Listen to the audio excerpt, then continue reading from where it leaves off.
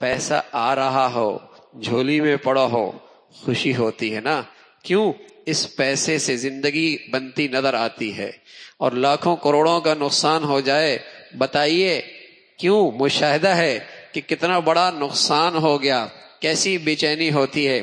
فرمایا جب ایمان تازہ ہوتا ہے، نیکی زندگی میں آ جائے تو خوشی ہو جاتی ہے کہ اس سے میری زندگی سنور جائے گی، اور گناہ زندگی میں آ جائے، بے چینی اور پریشانی ہو جائے، اب ہلاکت بھی اس کے پیچھے آئے گی، بربادی بھی اس کے پیچھے آئے گی، اس گناہ کے پیچھے نحوست بھی کچھ آئے گی، اس گناہ کے پیچھے کچھ ہلاکت بھی آئے گی۔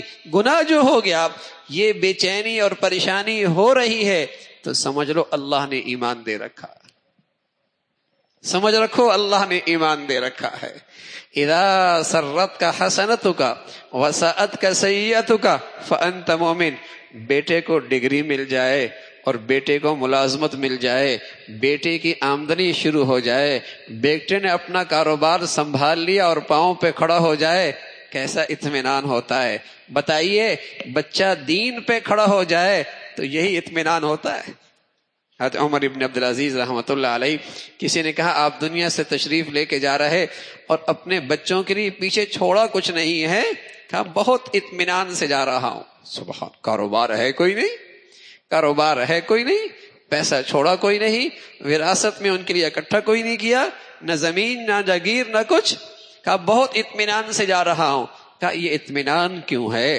فرمایا اس لیے کہ اللہ نے کہا ہے وَمَن يَتَّقِ اللَّهَ يَجْعَل لَّهُ مَخْرَجًا وَيَرْزُقْهُ مِنْ حَيْثُ لَا يَحْتَسِبُ وَمَن يَتَّقِ اللَّهَ يَجْعَل لَّهُ مِنْ أَمْرِهِ يُسْرًا۔ اگر تم نے اپنی اولاد کو یہ تقوی کی زندگی پہ اسے ڈال دیا، اللہ اس کے لیے ہر مشکل سے آسانی پیدا کر دے گا۔ مجھے اطمینان ہے، مجھے اطمینان ہے کہ اسے وہ چیز دے کے جا رہا ہوں جس سے اس کی زندگی خوشگوار گزرے گی، اس کی زندگی خوشگوار گزرے گی۔ تو کاروبار بن جائے تو زندگی بنتی مشاہدے میں ہے، تقوی آ جائے اس سے زندگی بنتی مشاہدے میں نہیں، اس کا تعلق ایمان سے ہے، اس کا تعلق یقین سے ہے۔ اور کاروبار چلا جائے، ڈگری نہ ملے، ملازمت ختم ہو جائے، کیسی بے چینی ہوتی ہے۔ بچاؤ بچہ فجر نہ پڑے، بیٹی کی فجر رہ جائے، آیا یہ بے چینی ہوتی ہے کہ بچی کی زندگی میں نحوست آ گئی، بربادی آ گئی؟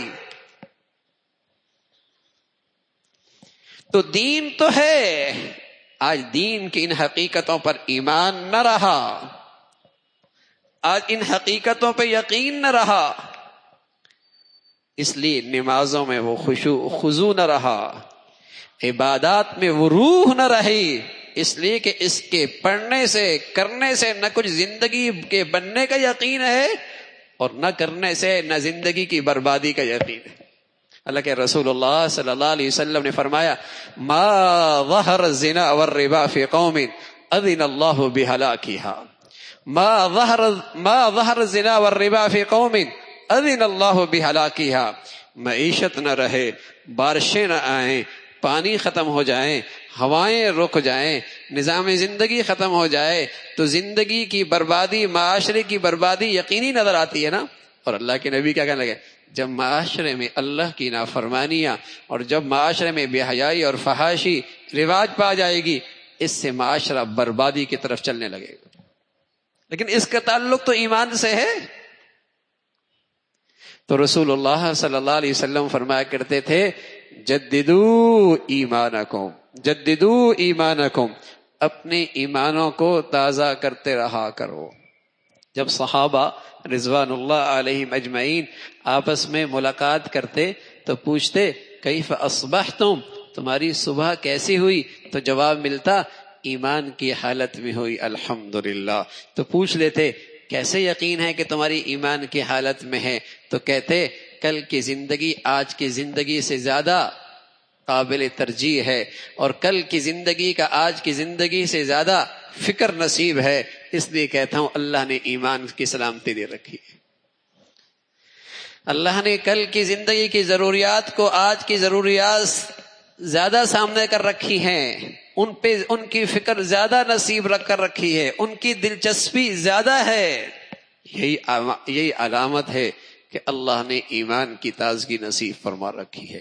تو ایمان تازہ ہوتا ہے نیکیوں سے، ایمان کو خطرہ ہوتا ہے گناہوں سے، ایمان کو تازگی ملتی ہے اہل ایمان کی مجالس محافل میں بیٹھنے سے، اہل ایمان کے تذکرے سننے اور پڑھنے سے، اور ایمان کے لیے خطرہ ہے اللہ کی نافرمانوں کے زندگیوں کے ساتھ اٹھنا بیٹھنے سے۔